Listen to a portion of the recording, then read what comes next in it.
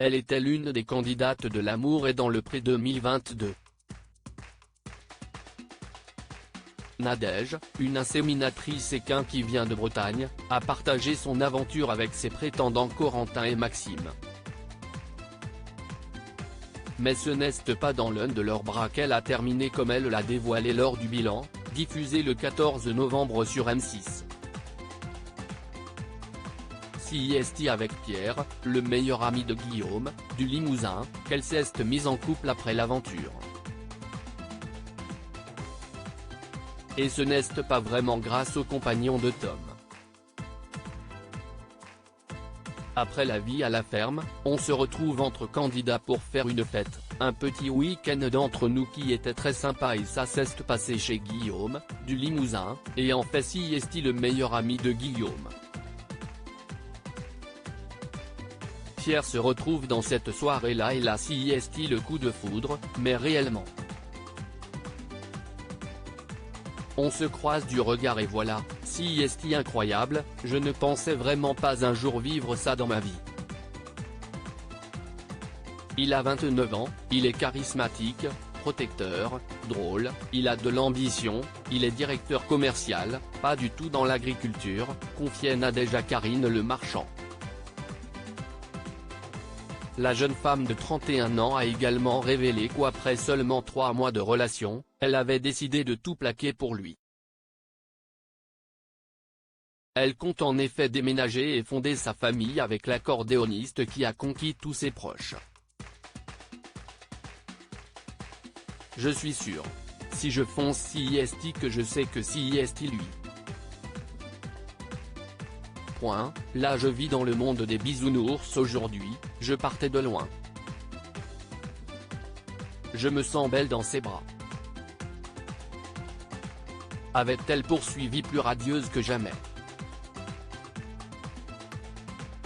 Guillaume pas vraiment d'une aide précieuse ce que l'on ignorait, CIST que Pierre a craqué pour Nadège bien avant de la rencontrer.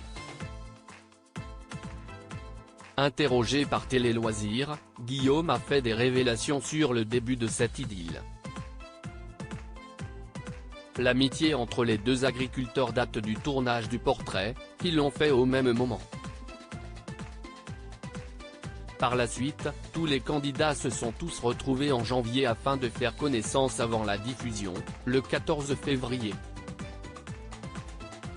Entre-temps, Pierre a fait savoir à son ami qu'il avait flashé sur la participante. Je lui ai dit, ne cherche pas, tu n'auras pas son numéro. Tu n'auras rien du tout, a précisé Guillaume.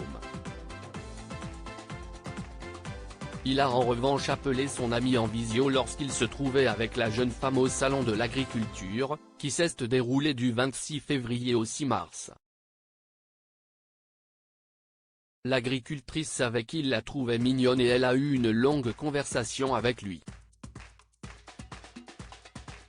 La production a donc suggéré qu'il lui écrive. Il voulait son Facebook.